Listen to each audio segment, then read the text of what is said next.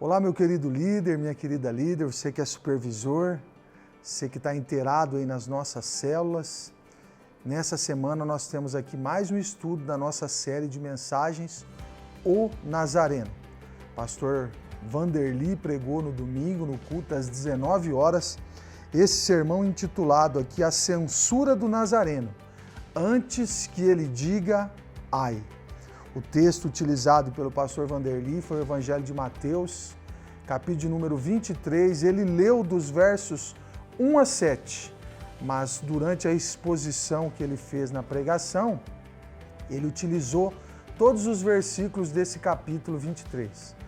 Então, queridos irmãos e irmãs, para nortear você aí nesse estudo de célula, Mateus, ele, dos evangelhos sinóticos, que seriam Mateus, Marcos e Lucas, Mateus tem a difícil missão de escrever para os judeus, enfatizando que Jesus era o Messias para o judaísmo.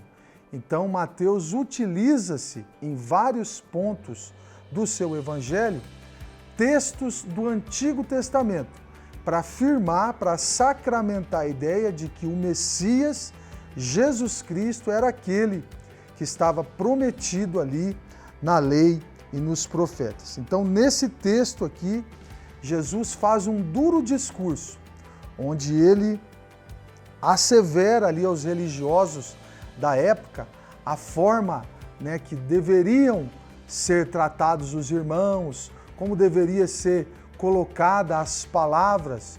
Então, Jesus ali fala dos ais, que seriam as consequências que religiosos, escribas, fariseus sofreriam em todos aqueles que a eles dessem ouvidos.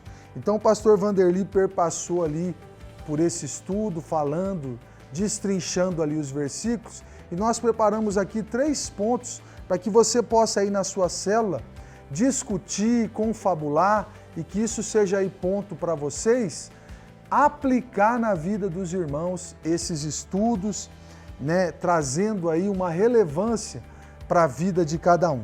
Então, o primeiro ponto, o pastor Vanderly reiterou, amar, cuidar e encorajar, que é o nosso chamado aqui, na verdade, na Igreja Central. Então, ele diz o seguinte: a religião e a cegueira espiritual vivida nos nossos dias nos fazem ver muitas semelhanças entre os religiosos modernos e aqueles da época de Jesus.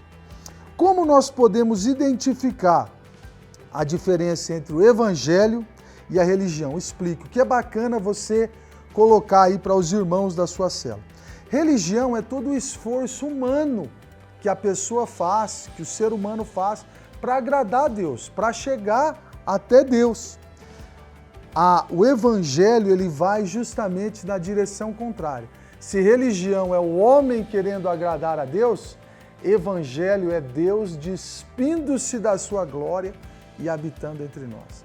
Literalmente, irmãos, é o caminho contrário. A graça de Deus é Ele vindo até nós, não observando os seus méritos, não enxergando em você capacidade, porque a lei exigia nos seus preceitos, nas minúcias dos seus escritos, que a pessoa fosse algo assim irrepreensível. Deus, percebendo que o homem era incapaz, ele se despiu de sua glória e habitou entre nós. Então, uma frase para sintetizar o que você vai trabalhar na sua célula na pergunta 1, eu coloquei assim, religião é o homem querendo chegar até Deus por seus méritos. Evangelho é Deus vindo até nós pela graça em Cristo Jesus. Então, esse é o primeiro ponto. Só se pode amar, cuidar e encorajar alguém se você entender que não há méritos, nem em você e nem em ninguém. Mas Cristo, por sua graça, é quem atua na vida das pessoas. E uma vez você recebendo graça, te impulsiona a amar, cuidar e encorajar as pessoas. Segundo ponto, a verdadeira adoração. Quem não tem o Espírito, disse o pastor Vanderly, não adora em verdade. Pode até gostar da adoração, mas sem o Espírito não há verdadeira adoração. Os fariseus eram assim. O texto lá de Mateus 23, diz que eles dizimavam de tudo, mas eles eram negligentes na justiça, na misericórdia e na fé. Então ele diz assim: como podemos exercer de forma sadia as disciplinas espirituais da vida cristã? Irmãos e irmãs, é latente, é fato, que eu e você como cristãos devemos ter sempre como parâmetro as Escrituras. É a palavra de Deus que norteia a nossa fé. Ela que é o filtro, ela que são os óculos pelos quais nós enxergamos o mundo moderno, essas doutrinas, os ensinos que as pessoas querem incutir na nossa mente, todos eles têm que ser passados no filtro das Escrituras. Então, só se existe uma forma sadia de exercer as disciplinas espirituais se você passar isso pelas Escrituras, a sua vida de oração, a sua fé, você exercer, né? É a prática da justiça, como chamavam, né, o judaísmo antigo. Então, pautado nas Escrituras, nós podemos ver isso quando se fala de verdadeira adoração. Lá em João capítulo 4, a mulher samaritana encontra Jesus ali no tanque, né, de Samaria, ali, o tanque que Jacó havia deixado ali como se fosse uma herança. E Jesus chega ali ao meio-dia para tomar de água e os discípulos de Jesus vão à cidade comprar mantimentos, ele fica ali, aquela mulher chega e Jesus tem um bate-papo com aquela mulher. E dentre tantas coisas que são ditas, Jesus é indagado pela mulher que diz, né, onde era correto se adorar, se era ali, né, naquele monte de Gerizim ou se era em Jerusalém. E Jesus disse, não é nem um lugar e nem outro lugar. Já chega o tempo e já estamos vivendo, diz ele para a mulher, em que os verdadeiros adoradores adorarão ao Pai em espírito e em verdade. Então, não é a religião, não é o preceito, é a verdade, é o coração contrito, é a sua entrega a Deus que vai fazer de você um verdadeiro adorador. Não é a sua voz bonita, não é a sua afinação, quando nós falamos de música, né? De realmente entoar cânticos. Isso conta muito ponto, é verdade. Mas se o seu coração estiver distante, você vai ser como Jesus falava para os fariseus, né? Que eram sepulcros caiados, né? Por fora aparentavam até algo produtivo, mas dentro de si não eram nada do que verbalizavam. Então isso já introduz para a gente falar do último ponto. O pastor Vanderlei mencionou: enchei-vos do Espírito. Os religiosos eram radicais ao extremo com a prática da lei. Mas, segundo Jesus, eles eram, como já dissemos, sepulcros caiados. Como diz certo adágio verdadeiro, você já deve ter ouvido isso. Por fora, bela viola, por dentro, pão bolorento. Então ele complementa: qual sinal é evidente de que um cristão é guiado pela palavra de Deus? Irmãos, essa genuína mudança de dentro para fora, é ser liberto de fato, como diz as Escrituras.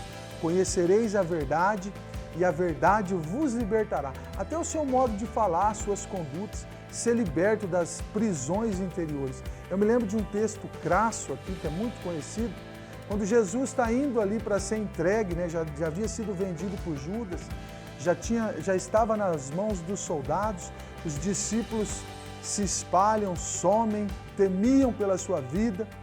Pedro é interpelado ali por alguns que estavam próximos a ele, dizendo: olha, você é um discípulo. Pedro nega uma vez, olha, outra pessoa abordou: você é um discípulo. Ele nega duas vezes, mas na terceira vez uma pessoa diz algo para Pedro que me chama a atenção. A pessoa diz o seguinte: olha, você é um discípulo porque o teu modo de falar denuncia você. Será que o modo como falamos, como nos expressamos, será que quando as pessoas aí fora nos ouvem falar, ele diz: olha, vai aí um discípulo de Cristo, esse aí é um irmão, essa daí é uma irmã, uma discípula do Senhor Jesus. Então, essa forma latente que todo cristão deixa externar é essa atuação de Deus na vida da pessoa. Quando você está vivendo em santidade, isso reverbera para fora de você. As pessoas nos olham na forma como falamos, como agimos, como tratamos, a nossa vida de oração, o nosso modo de falar com Deus, muda o jeito que falamos com as pessoas. Então, essa santidade que vai entrando dentro de nós, essa devoção a Deus e a sua palavra, nos remete a uma vida de obediência. Lembre-se sempre, queridos, para ser cheio do Espírito, é sempre melhor você obedecer do que sacrificar. Então essas são aí as dicas para que você possa ter um estudo de célula prudente, abençoado e cheio da presença de Deus. Que Deus abençoe você, que a sua célula seja uma bênção e que em todas as coisas o nome do Nazareno, Jesus Cristo, seja glorificado na sua vida. Uma boa semana e uma boa célula para vocês. Deus te abençoe.